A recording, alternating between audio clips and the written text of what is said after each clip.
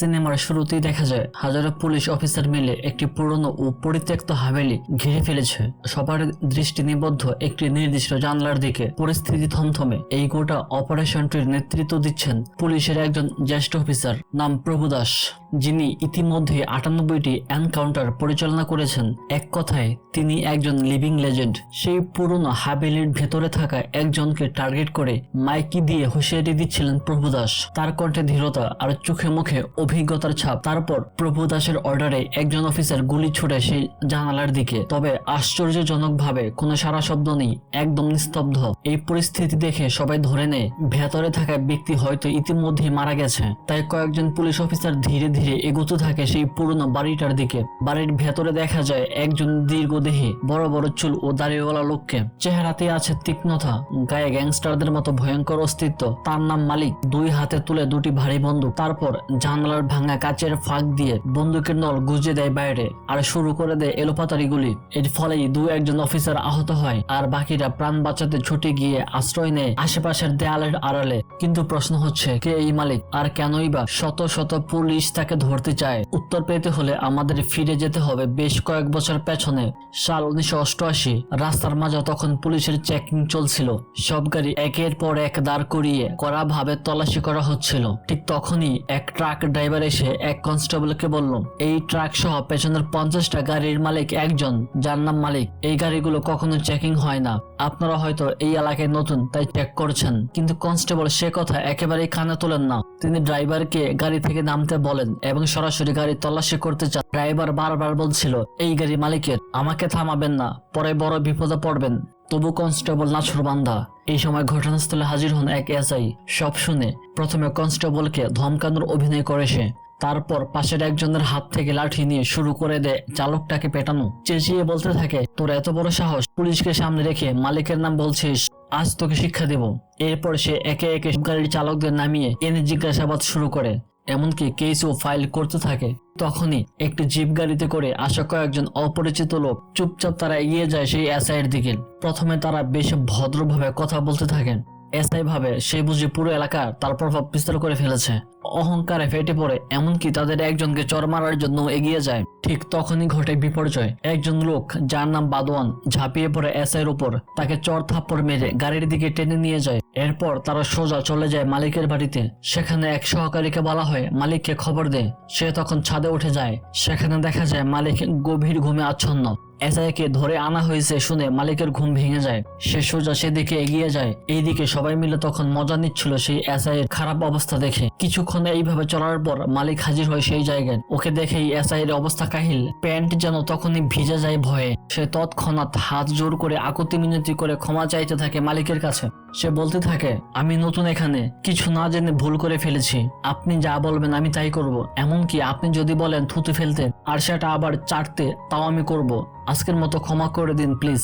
এই কথা শুনে মালিক হেসে ফেলে আর বলে, আচ্ছা ঠিক আছে, তাহলে কর সেটা। আর কোনো উপায় না দেখে এসআই নিজেই থুতু ফেলে। তারপর সেটা মাটি থেকে তুলে চাটার চেষ্টা করে। এই দৃশ্য দেখে আশেপাশে থাকা সবাই হাসিতে ফেটে পড়ে। অনেকক্ষণ তামাশা চলার পর মালিক হঠাৎ পিস্তল বের করে গুলি চালায় সোজা সেই এসআইয়ের বুকে। এক ঝটকায় ওকে মেরে ফেলে। মালিক বলে, ওর এত বড় সাহস হয় কি করে যে মালিকের গাড়ি আটকায়? আজ যদি আমি ওকে ছেড়ে দিতাম তাহলে শহরের সব লোক ভাবতো মালিক দুর্বল। এখন থেকে কেউ আর সাহস করবে না মালিকের বিরুদ্ধে দাঁড়াতে। পরদিন সকালবেলায় চন্দ্রশেখর নামের এক ব্যক্তি চলে আসে এলাকার বিধায়ক বলহরি সিং এর কাছে।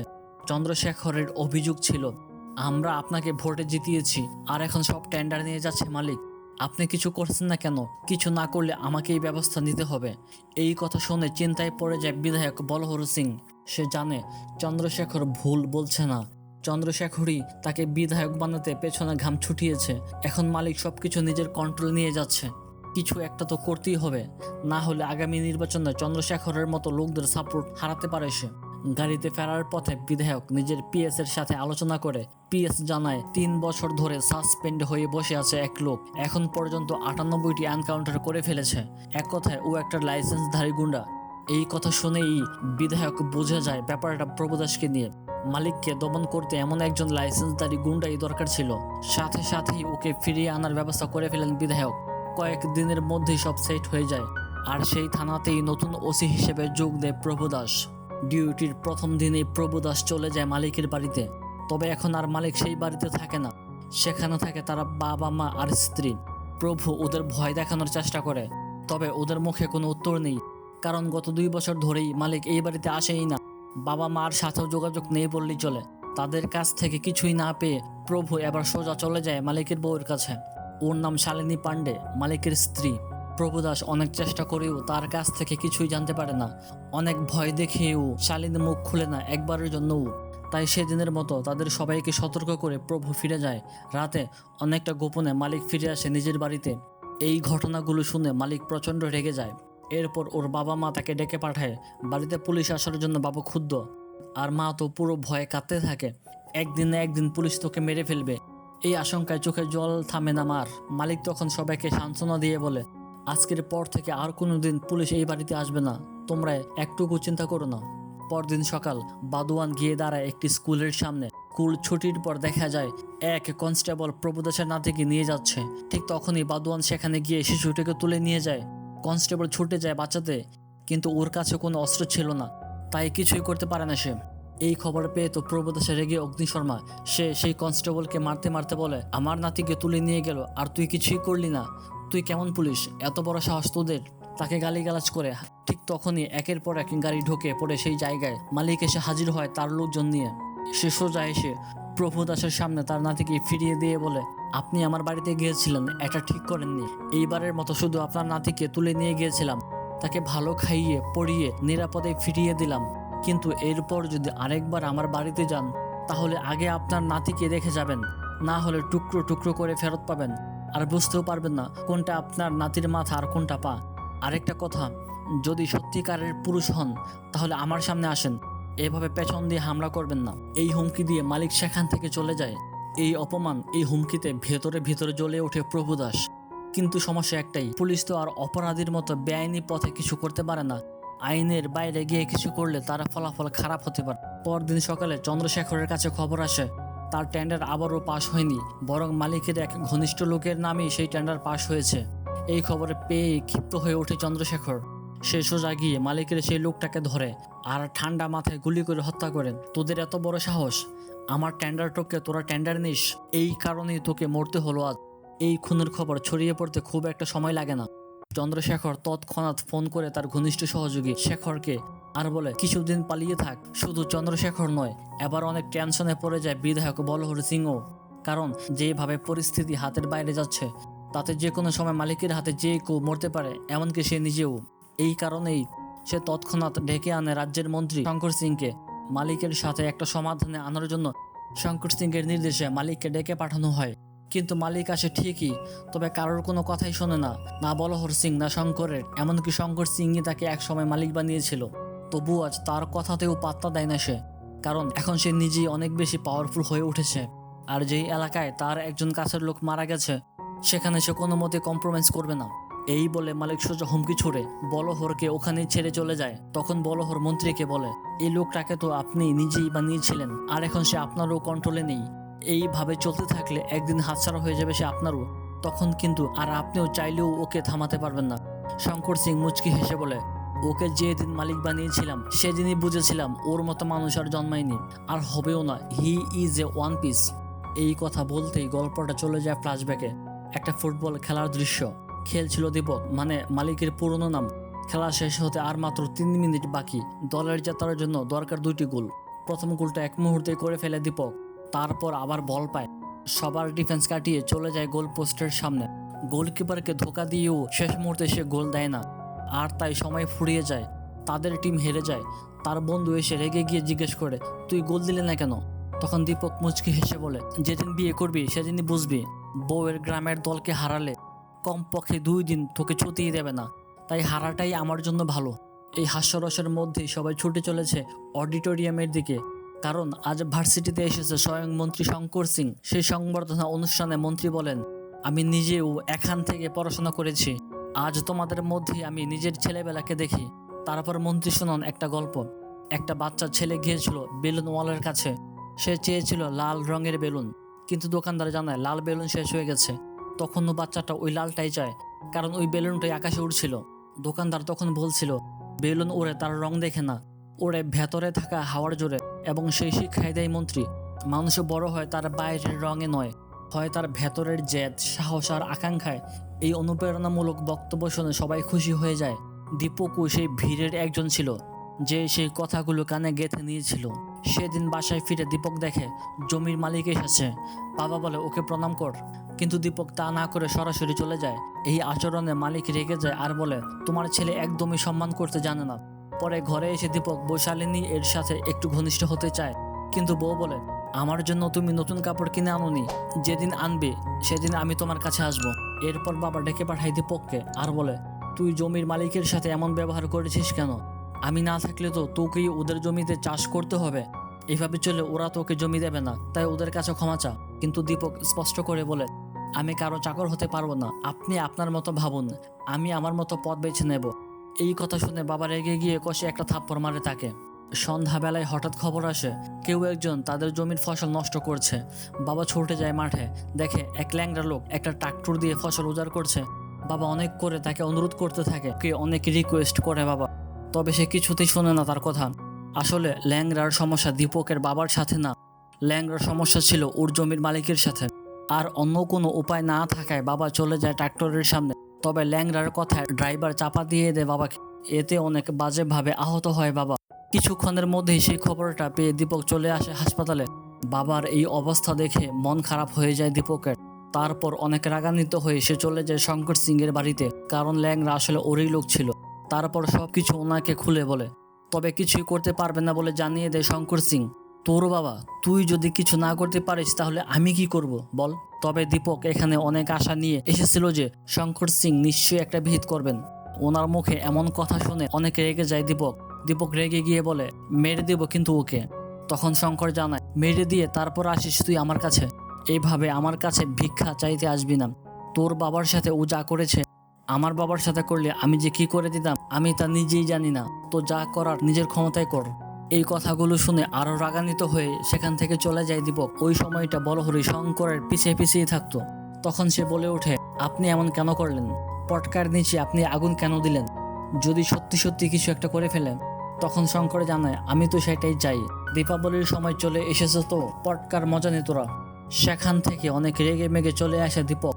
ল্যাংড়ার কিছু একটা না করা পর্যন্ত ও কোনো শান্তি পাচ্ছিল না, কিন্তু ওকে বারবারই বারণ করেছিল বাদুয়ান, কিন্তু কে শোনে কার কথা। কিছুক্ষণের মধ্যেই সেখানে চলে আসে একজন লোক। ইনি আসলে শঙ্কর সিং এর খাস লোক। সে জানায়, ল্যাংড়া কোথায় আছে আমি সেটা জানি। যদি তুমি ওর কিছু করতে চাও তাহলে আমার সাথে এসো। ও কোথায় আছে তোমাকে আমি নিয়ে যাচ্ছি সেখানে। তারপর ওকে সাথে নিয়ে চলে আসে সেই জায়গায় যেখানে ল্যাংড়া বসেছিল। দীপকের বাবার ক্ষতি করে এসে ওরা তিনজন বসে মজা করছিল এক জায়গায়। তখন দীপক গিয়ে বসে সেই টেবিলটায়। ওরা তিনজনই তো অবাক হয়ে যায় ওর কর্মকাণ্ড দেখে। তখন এরা এটা ওটা বলতে থাকে দীপককে। আর ল্যাংড়া তো বলেই ওঠে, কিরে তোর বাপের দিকে তাকিয়ে আছিস নাকি তুই? এই কথাগুলো শুনে আরো রেগে যায় দীপক। আর তারপর শুরু করে দেয় ওদেরকে মারা। তিনজনকে কুত্তা মারা মারছিল দীপক, একজনকে তো গরম তেলে চুবিয়ে দেয়, যার ফলে তার অবস্থা একেবারে শোচনীয় হয়ে যায়। তারপর দীপক গিয়ে ধরে ল্যাংড়াটাকে। এক সময় একটা ধারালো জিনিস দিয়ে মারতে শুরু করে তাকে। কতবার যে মারে তার কোনো হিসাবই নেই। ল্যাংড়া মারা যাওয়ার পরেও দীপক থামছিল না। অনেকক্ষণ ধরে পেটানোর পর ল্যাংড়ার মরদেহ টেনে হিঁচড়ে নিয়ে যায়। তার উপর পুরো গায়ে জাতীয় পতাকা পেঁচিয়ে আগুন ধরিয়ে দেয়। আর এখান থেকে দীপকের নাম হয়ে যায় মালিক। এই ঘটনাই তার সন্ত্রাসের রাজ্যের সূচনা করে। এখানে গল্পটা চলে আসে প্রেজেন্ট টাইমে। বিধায়ক বারবার মন্ত্রীকে বলছিল, মালিকের কিছু একটা করতেই হবে। সেদিন আপনি যদি ওকে বাহবা না দিতেন তাহলে সে এই পর্যায়ে আসতেই পারতো না। এটার জন্য আপনিই দায়ী। তাই যা করার এখন আপনাকেই করতে হবে। ও যদি বেঁচে থাকে তাহলে আমরা কেউই ঠিকভাবে ধান্দা চালাতে পারবো না। তাই ওকে মরতেই হবে। তবে শঙ্কর সিং তার সাথে থাকতে চায় না। সে জানায়, তোমাকেও আমি বানিয়েছি আর মালিককেও আমি বানিয়েছি, তাই আমি কোনো সাইড নিতে পারবো না। আমি দুই সাইডই আছি। তোমাদের মধ্যে যার ক্ষমতা বেশি আমি তার দিকেই থাকবো। এদিকে দেখা যায় মালিক এবারের নির্বাচনে বিধায়ক হওয়ার জন্য লড়বে। এজন্য সে প্রচুর টাকা জোগাড় করতে থাকে। তখন হঠাৎ বাদওয়ান বলে ওঠে, আমাদের কি নির্বাচন করাটা ঠিক হবে? এমনিতেই তো আমাদের শত্রুর অভাব নেই, তার উপর যদি আমরা নির্বাচনে দাঁড়াই তাহলে তো শত্রু আরো বাড়বে। আমার মনে হয় এবার নির্বাচনটা না করাই ভালো। তবে মালিক সাফ জানিয়ে দেয়, আমি নির্বাচন করবই। আমি বলেছি আমি বিধায়ক হব, তাহলে আমি হবই। এটা শুনে বাদওয়ান বলে, ঠিক আছে, তবে আমরা যদি নির্বাচনে যাই তাহলে অনেক রক্তপাত হবে, এটা আমার বিশ্বাস। কিন্তু মালিক কারো কথারই তোয়াক্কা করে না। সে নির্বাচন করবে এবং সেখানে জিতেই তবে দম নেবে। অন্যদিকে দেখা যায় বলহর আর প্রভু মিলে একটা প্ল্যান করতে থাকে কিভাবে মারা যায় মালিককে। কথাবার্তার এক পর্যায়ে বলহর উস্কে দেয় প্রভুকে, আমার মনে হয় না আপনি মারতে পারবেন ওকে। আসলে আপনাকে এখানে আনাটাই আমার ভুল হয়েছে। আপনাকে আমি যেমন মনে করেছিলাম আপনি তার কানাকড়িও নন। 98টা এনকাউন্টার করেছেন, কি বাতাসে করেছেন নাকি অন্ধ মানুষদের? এই রকম অপমানজনক কথা শুনে রেগে যায় প্রভু। আর সেই রাত্রেই ফোর্স নিয়ে মালিকের উপর হামলা চালায়। দুই পক্ষের মধ্যে প্রচন্ড গোলাগুলি হয়, তবে মালিকের দলের অধিকাংশই বেঁচে যায়। মালিক তো একদম পালাতে চাইছিল না, তবে বাদওয়ান জোর করে তাকে নিয়ে পালিয়ে যায়, কারণ পুলিশ পুরো প্রস্তুতি নিয়ে এসেছিল। সেখানে থাকলে তারা কেউই বাঁচতে পারবে না। পরদিন সকালে এইসব ঘটনা নিয়ে আলোচনা হচ্ছিল। বাদওয়ানের মতে প্রভু নিশ্চয়ই কোনোভাবে খবর পেয়েছিল, না হলে সে কিভাবে জানলো আমরা ওখানে যাচ্ছি। আমার তো মনে হচ্ছে বলহরি সব করাচ্ছে ওকে দিয়ে। তাকে খতম করলে সব সমস্যা মিটে যাবে। ও যদি বেঁচে থাকে তাহলে আমাদের শান্তিতে বাঁচতে দেবে না। এদিকে দেখা যায় শেখর চলে আসে বালি উত্তোলনের এলাকায়। সেখানকার সব ব্যবসায়ীদের উস্কাতে থাকে সে, তোমাদেরকে মালিক দেয় 2000 টাকা করে প্রতি টাক, আর সে বিক্রি করে 10,000 টাকায়। তোমরা এমন জুলুম সহ্য করছো কেন? এখন থেকে বালি আমার কাছে বিক্রি করবা, আমি তোমাদের বেশি দাম দেব। তবে এত কিছু বলার পরও ব্যবসায়ীদের কনভিন্স করতে পারে না শেখর, কারণ ওরা মালিককে খুব বিশ্বাস করে। মালিক ওদেরকে সব সময় প্রোটেক্ট করে আসছে, আর তার জন্যই এত শান্তিতে বালি উঠাতে পেরেছে ওরা। এর আগে কখনো এতটা নিরাপদে ব্যবসা করতে পারেনি তারা। তাই তারা জানিয়ে দেয় ওরা বালি কেবল মালিকের কাছেই বিক্রি করবে। তবে শেখর ও নাসুরবান্দা, আগামীকাল থেকে জোর করে তোমাদের কাছ থেকে বালি নিয়ে নেব। সাথে মালিকের দখলে থাকা প্রায় সবকিছুই আস্তে আস্তে দখল করতে শুরু করে দেয় শেখর। এই খবর মালিকের কাছে পৌঁছাতেও খুব একটা দেরি হয় না। কিছুদিন পর ব্যবসায়ীরাও দেখা করতে আসে মালিকের সঙ্গে। ওরা জানায় শেখর জোর করছে, হুমকি দিচ্ছে এবং বলে, আপনি যদি আমাদের বিশ্বাস রক্ষা করতে চান তাহলে একদিন আপনাকে এখানে আসতেই হবে। আর আমাদের সব সমস্যা আপনি না দেখলে মানুষের আস্থা উঠে যাবে আপনার উপর থেকে। ব্যবসায়ীরা চলে যাওয়ার পর মালিকের গ্যাংয়ের সদস্যরাও একই পরামর্শ দেয়, কিন্তু নির্বাচন তো একেবারেই ঘাড়ে এসে পড়েছে। এই অবস্থায় মালিক কোনো ঝামেলায় জড়াতে চায় না, কারণ এতে নির্বাচনের মাঠটাই খারাপ হয়ে যেতে পারে। তবে আবার মনে হচ্ছে মালিকের আর কোনো উপায় নেই। পরদিন সকালবেলাতেই দলবল নিয়ে মালিক চলে আসে বালির এলাকায়। দেখে শেখরের লোকজন জায়গাগুলো দখল করে রেখেছে, আর সেখানেই বালি বিক্রি করছে তারা। মালিক সেখানে এসে সবাইকে তাড়া করে।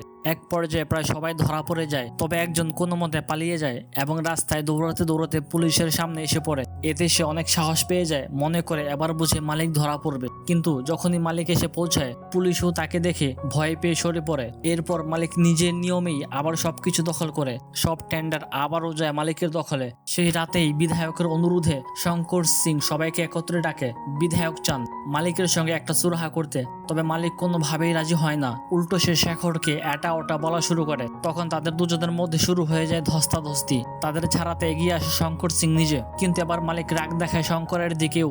এটা দেখে যেন শক খেয়ে যায় শঙ্কর, যাকে আমি বানিয়েছি সেই কিনা আজ আমার উপর কথা বলছে। তারপর সেখানে থাকা সবাইকে হুমকি দিয়ে মালিক সেখান থেকে চলে যায়। এই ঘটনার পর বিধায়ক অনেক করে বোঝাতে থাকে শঙ্করকে, বলেন, আমি তো আগেই বলেছিলাম মালিককে একটু টাইট দেন, না হলে আপনি ঝামেলায় পড়বেন। দেখলেন তো এখন ও আপনারও কথা শুনছে না। এসব শুনে রেগে আগুন হয়ে যায় শঙ্কর, বলে ওঠে, মালিককে আবার মরতে হবে, আমিও তোদের সাথে আছি, যা লাগে আমাকে বলবি। ওর এত বড় সাহস আমার মুখের উপর কথা বলে। পরদিন থেকেই শুরু হয়ে যায় তোড়জোড়। এইবার পুলিশের সঙ্গে হাত মিলিয়ে মাঠে নামে মালিকের প্রতিপক্ষের পুরো গ্যাং। মালিককে কোথাও শান্তিতে থাকতে দিচ্ছিল না তারা। যেখানেই মালিকের লোকদের দেখা যাচ্ছিল সেখানেই গুলি চালানো হচ্ছিল, এমনকি ওদের নিজেদের গ্রামেও ঢুকতে দেওয়া হচ্ছিল না। কয়েকদিনের মধ্যে মালিককে একদম নাস্তানাবুদ করে ফেলে সবাই মিলে। মালিকের গ্যাং তখন শহরের বাইরে গিয়ে আশ্রয় নেয়। সবাই তখন ক্ষুব্ধ, সবার মুখে একটাই প্রশ্ন, পুলিশ এত সাহস পেল কোথা থেকে, আর কার পাওয়ারে ওদের কাছে সেমি অটোমেটিক বন্দুক আসে? একজন বলে ওঠে, এটা শুধু লড়াই না, এটা আমাদের অস্তিত্বের প্রশ্ন। এখন কিছু না করলে আমাদের কেউ বাঁচাতে পারবে না। এসব কথা শুনে মালিক গর্জে ওঠে, ওদের কাছে যদি থাকে সেমি অটোমেটিক তাহলে এবার আমরা আনবো ফুল অটোমেটিক। এর শেষ আমি দেখেই ছাড়বো। কয়েকদিনের মধ্যেই সেই ফুল অটোমেটিক বন্দুক এসে পৌঁছায়। সবাই উল্লসিত, এবার তারা প্রতিরোধে সম্পূর্ণ প্রস্তুত। তারপরেই সবাই মিলে রওনা দেয় শঙ্কর সিং এর বাড়ির দিকে, গিয়ে শুরু করে দেয় ভয়ঙ্কর ফায়ারিং। কিছুক্ষণের মধ্যেই শঙ্করের সব সিকিউরিটি নিঃশেষ করে দেয় ওরা। তারপর ঢুকে পড়ে ভেতরে। অনেক খোঁজাখুঁজির পর মালিক অবশেষে খুঁজে পায় শঙ্করকে। দেখে শঙ্কর নিজেও একটা বন্দুক হাতে দাঁড়িয়ে, তবে আচমকা বন্দুকটা ফেলে দেয় শঙ্কর আর বলে, আমি তোর বাবার মতো, তুই যা চাস আমি তোকে তাই দেব, এই হত্যার খেলা তুই বন্ধ কর। তখন মালিকও নিজের বন্দুকটা ফেলে দেয়। এটা দেখে শঙ্কর কটাক্ষ করে বলে, আমি তোর বাপ, তোর এত বড় সাহস, তুই তোর বাপকে মারতে এসেছিস, তুই তো চিরকাল আমার পায়ে থাকার যোগ্য, পরে ওঠার চেষ্টা করিস না।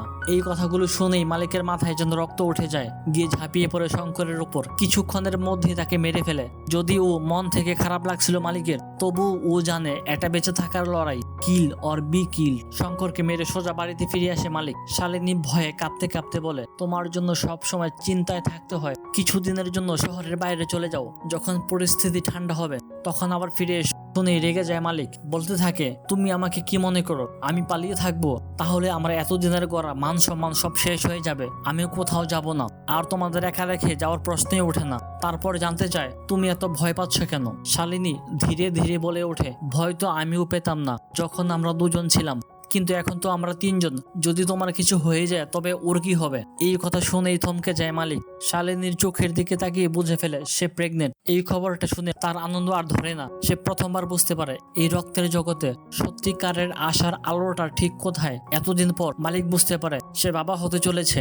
চিল্লাতে থাকে, হাসতে থাকে, আনন্দে চারপাশ কাঁপিয়ে দেয় সে। আজ যেন মালিকের জীবনের সবচেয়ে খুশির দিন। এরপর থেকে ওদের দুজনের দিনগুলো যেন স্বপ্নের মতো কেটে যাচ্ছিল। মালিক সব সময় শালিনীর পাশে থাকতো, এক মুহূর্তের জন্য ওকে চোখে আড়াল করতো না। এমনই এক সন্ধ্যা বেলায় দুজনে গল্প করছিল, হঠাৎ শালিনী বলে ওঠে, তুমি কিন্তু চাইলেই সারেন্ডার করে দিতে পারো, না হলে পুলিশ কখন কি করে বসে। এই আতঙ্কে তো আমি একদমই থাকতে পারছি না। এই কথাটা শুনে মালিকের মাথায় যেন আগুন ধরে যায়, রাগে গর্জে ওঠে, তুমি কি পাগল হয়েছো? সারেন্ডার করব? কেন আমি পালিয়ে বেড়াবো? আমাদের সন্তান যদি জানতে পারে তার বাবা ভয়ে সারেন্ডার করে দিয়েছিল, তাহলে ওর ভবিষ্যৎ কেমন হবে? শালিনী তখন শান্ত স্বরে বলে, তাহলে জন্মের পর ও এটা শুনবে সে একজন গুন্ডার সন্তান। এই নামটাই কি তুমি রেখে যেতে চাও তোমার সন্তানের জন্য? এই কথার পর অনেকক্ষণ তর্ক বিতর্ক চলে ওদের মধ্যে। দুজনের মাঝখানে দূরত্ব তৈরি হয়। পরবর্তী কয়েকদিন আর তারা তেমন কোনো কথাই বলে না। তবে এর কিছুদিন পর হঠাৎ একদিন মালিক নিজে থেকেই আসে শালিনীর কাছে, নরম গলায় বলে, ঠিক আছে তুমি জিতেছ, আমি কাল সারেন্ডার করব। শালিনীর স্বপ্ন ছিল একটা সাধারণ ডিসেন্ট জীবন, যেখানে ওদের সন্তান বড় হবে নিরাপদে, সম্মানের সাথে, এবং সেই জীবন কেবলই সম্ভব যদি মালিক এই রক্তপাত আর সন্ত্রাসের জীবন ছেড়ে দেয়। এই জন্যই তো শালিনী এতদিন ধরে চেষ্টা করে যাচ্ছিল মালিককে সারেন্ডার করাতে। পরদিন সকালেই মালিক সিদ্ধান্ত নেয় শালিনীর নিরাপত্তার জন্য ওকে এক পরিচিত লোকের সাথে বাড়ি পাঠিয়ে দেবে, আর নিজে যাবে থানায় দলের সবার সঙ্গে মিলে আত্মসমর্পণ করতে। শেষবারের মতো অস্ত্রগুলো ফেলে রেখে চলে যায় থানার দিকে। পুলিশ ওদের দেখে থর থর করে কাঁপতে থাকে। এটা দেখে মালিকের দল মজা করে বলে ওঠে, আগে তো শুনতাম পুলিশের হাত অনেক লম্বা, কোথায় গেল সেই হাত? পুলিশের হাত শুধু লম্বা না, তা কাঁপেও। এই কথা বলতেই পুলিশের এক অফিসার এগিয়ে এসে মালিকের সামনে একটা কাগজ রাখে, বলল, স্যার এটায় সাইন করলেই হয়ে যাবে আত্মসমর্পণ।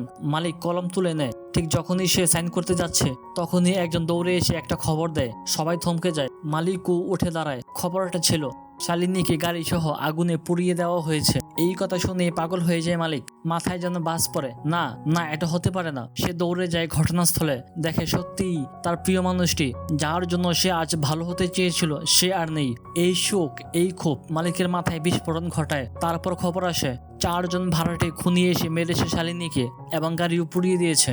মালিক দেরি না করে বেরিয়ে পড়ে, খুঁজে পায় সেই 4 জনকে। প্রচন্ড মারধরের পর একাই 4 জনকে টেনে নিয়ে গিয়ে গুলি করে হত্যা করে মালিক। তবু তার বুকের কষ্ট কমে না, কোনো কিছুতেই শান্তি পায় না সে। ওর মুখে একটাই প্রশ্ন, যার জন্য আমি নিজেকে বদলাতে চেয়েছিলাম সেই যদি না থাকে তবে বদলাবো কাদের জন্য?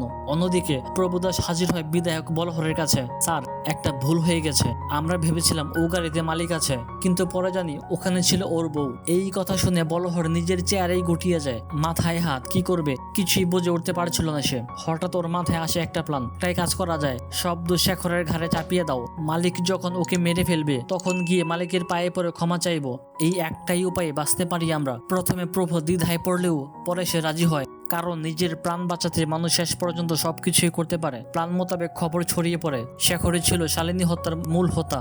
এই খবর পৌঁছাতে দেরি হয় না মালিকের কাছে। সে এক মুহূর্ত দেরি না করে রওনা দেয় শেখরের হাইডআউটের দিকে। গিয়ে একে একে শেখরের সব লোককে মাটিতে শুয়ে দেয়। দেখতে না দেখতে পুরো ক্যাম্প ধ্বংস করে ফেলে। এবার শুধু বাকি শেখর। তাকে খুঁজতে খুঁজতে মালিক ঢুকে পড়ে একটা ঘরের ভেতর। হঠাৎ একটা গুলি ছুটে আসে মালিকের দিকে। একটুর জন্য বেঁচে যায় সে। মাথা তুলতেই দেখে শেখর সোজা তাক করে আছে বন্দুক। তাদের দুজনের চোখে চোখ পড়ে আর শুরু হয়ে যায় বাঘে সিংহের লড়াই। চোখে রক্ত, হাতে আগুন, বুক ভরা প্রতিশোধ। লম্বা সময় ধরে চলে ফাইট। দুজনেই একে অপরকে নাস্তানাবুদ করতে থাকে। এক পর্যায়ে শেখর মালিককে মাটিতে ফেলে দেয়, প্রস্তুত হয় তাকে শেষ করে দিতে। ঠিক তখনই আবার জেগে ওঠে মালিক। পাল্টা হামলায় শেখরকে ধরে ফেলে সে। চোখের সামনে শুধু শালিনীর মুখ। কুত্তা মারা মার শুরু হয়। রাগে অন্ধ হয়ে একের পর এক আঘাত করতে থাকে মালিক। শেষ পর্যন্ত সে শেষ করে দেয় শেখরকে। তবু মালিকের রাগ যেন কিছুতেই কম ছিল না। প্রেম হারালে মানুষ বদলে যায়, আর যাকে ভালোবেসে বদলাতে চেয়েছিল যদি তাকেই হারিয়ে ফেলে তাহলে তার ভেতরের মানুষটা একেবারেই শেষ হয়ে যায়। কিছুক্ষণের মধ্যে বিধায়ক চলে আসে ওর সাথে দেখা করার জন্য, আর অনেক আকুতি মিনতি করে ক্ষমা চাইতে থাকে। পারলে মালিকের পায়েও ধরতে বিধায়ক। আর পরবর্তী বিধায়ক যে মালিকই হবে এটা ওকে জানায়। সামনে থেকে নির্বাচনে মালিককে সাপোর্টও দিতে চায় বিধায়ক। ওসব কথা প্রায় মেনে নিয়েছিল মালিক। ঠিক তখনই বাহির থেকে গুলির আওয়াজ আসে। পুলিশ চলে এসেছে। এইটা দেখে বাদন সাথে সাথে মেরে দেয় বিধায়ককে। ওর ধারণা এসব কিছু বিধায়কের চাল। পুরো বাড়ি ঘিরে ধরে পুলিশ। হাজারো পুলিশ একত্রিত করে অ্যাটাক করেছিল প্রভুদাস। এবার সে মালিক সহ তার পুরো গ্যাংকে খতম করে দিবে। ওদের মধ্যে শুরু হয়ে যায় তুমুল ফাইট। গোলাগুলিতে কেউ কারো চাইতে কম নয়। যেমন সেমি অটোমেটিক দিয়ে পুলিশ গুলি করছিল, তো অটোমেটিক দিয়ে করছিল মালিকটা। একদিকে পুলিশ মারা যাচ্ছিল, অন্যদিকে মারা যাচ্ছিল মালিকের লোকজনও। তবে পুলিশ তো এসেছিল অগন্তি, এজন্য ওদের কিছুই করতে পারছিল না মালিকরা। অনেকক্ষণ গোলাগুলি করতে করতে পরে পালাতে শুরু করে মালিকরা। মালিক দেখতে পায় আগে থেকে পুরো গ্রাম খালি করা হয়েছে। তার মানে এটা ছিল পূর্ব পরিকল্পিত। মালিকদেরকে মারার প্ল্যান পুলিশ হয়তোবা অনেক দিন আগে থেকেই করছিল, আর সেটারই বাস্তবায়ন হচ্ছে আজকে। মালিকরা পালাচ্ছিল আর সাথে গোলাগুলি করছিল। এমন চলতে চলতে ওরা শুধু 4 জনই বেঁচে আছে, আর বাকি সবাই পুলিশের হাতে মারা যায়। ওদের বন্দুকের গুলিও প্রায় শেষের দিকে। পর্যায়ে ওরা সবাই মিলে চলে আসে একটা পরিত্যক্ত বাড়ির মধ্যে। ওরা 4 জন পজিশন নিয়ে নেয়।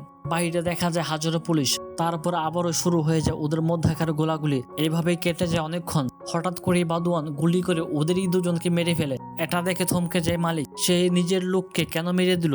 তখন মালিকের ওপরও গুলি চালায় বাদওয়ান, কিন্তু সে অল্প একটুর জন্য বেঁচে যায়। আসলে বাদওয়ান অনেক আগে থেকে এই সব কিছু প্ল্যান করে রেখেছিল। যা কিছু ঘটছে এগুলো সবকিছুই ছিল বাদওয়ানের প্ল্যান। আসলে সেই ওর সব পথের কাঁটাগুলোকে সরিয়ে দিয়েছিল মালিকের দ্বারা। কতদিন আর তুই মালিক থাকবি আর আমি গোলাম? অনেক হয়েছে, এবার এই এলাকা রাজ করব আমি। এখন থেকে এই এলাকার মালিক আমি। এগুলো শুনে মালিকের পৃথিবী যেন উলট পালট হয়ে যায়। যাকে সে নিজের ভাই মনে করত সেই কিনা আজকে ওর সাথে বিশ্বাসঘাতকতা করলো। এগুলো কোনোভাবেই যেন মেনে নিতে পারছিল না মালিক। তারপর শুরু হয়ে যায় ওদের মধ্যকার ফাইট। দুজনে কেউ কারো চাইতে কম নয়। ওদের ফাইট করতে দেখে মনে হচ্ছিল যেন বাঘে সিংহের লড়াই, একদম সমানে সমান। অনেকক্ষণ ধরে চলে ওদের মধ্যকার ফাইট। এক পর্যায়ে বাদওয়ান ধরাশায়ী করে ফেলে মালিককে। ওর অবস্থা অনেক খারাপ হয়ে যায়, প্রাণ যায় যায় অবস্থা। ঠিক তখনই বাদওয়ান বলে ওঠে, তোর বউ শালিনীকে মারার প্ল্যান ছিল আমারই। ও আমাদের সবাইকে জেলে দেবে, এই জন্যই মেরে দিয়েছে ওকে। এই কথাটা শুনে তো মালিকের মাথায় যেন রক্ত উঠে যায়। ওর দেহে যেন আবার ওর প্রাণ ফিরে আসে বাদওয়ানকে মারার জন্য। তারপর শুরু হয়ে যায় মালিকের তাণ্ডব লীলা। অনেকক্ষণ মারধর করার পর প্রায়ই মরে গিয়েছিল বাদওয়ান, কিন্তু কি যেন চিন্তা করে ওকে ছেড়ে দেয় মালিক। যতই হোক ওকে তো নিজের ভাইয়ের মতোই ভালোবাসতো মালিক, এজন্য কিছুতেই ওকে মারতে পারবে না মালিক। ফুপিয়ে ফুপিয়ে বলে ওঠে মালিক, তুই যদি একবার শুধু আমার কাছে চাই তাহলে আমি আমার সবকিছু তোর নামে করে দিতাম, আমার জীবনটাও দিয়ে দিতাম তোকে। তুই সেই বিশ্বাসঘাতক যাকে ভাই বলে মেনে এসেছিলাম, তুই এত বড় বিশ্বাসঘাতকতা করলি কেন বাদওয়ান? বিশ্বাসঘাতককে বিশ্বাস করা সবচেয়ে বড় ভুল। মালিক মুখ ফিরিয়েই ছিল। ঠিক তখনই গুলি করে বসে বাদওয়ান। ধপ করে মাটিতে লুটিয়ে পড়ে মালিক। একটা দুটা গুলি। তারপর বেরিয়ে এসে প্রভুদাসকে বলে, আপনাকে কথা দিয়েছিলাম না স্যার, শেষ গুলিটা আপনি করবেন, তাই ওকে প্রায় মৃত করে রেখে এসেছি। এবার আপনি যান, ফিনিশ করে আসেন। ঠিক তখনই জানালার বাইরে থেকে গুলি ছুটে আসে। এই দৃশ্যটাই ছিল সিনেমার শুরুতে দেখানো সেই সিকোয়েন্স।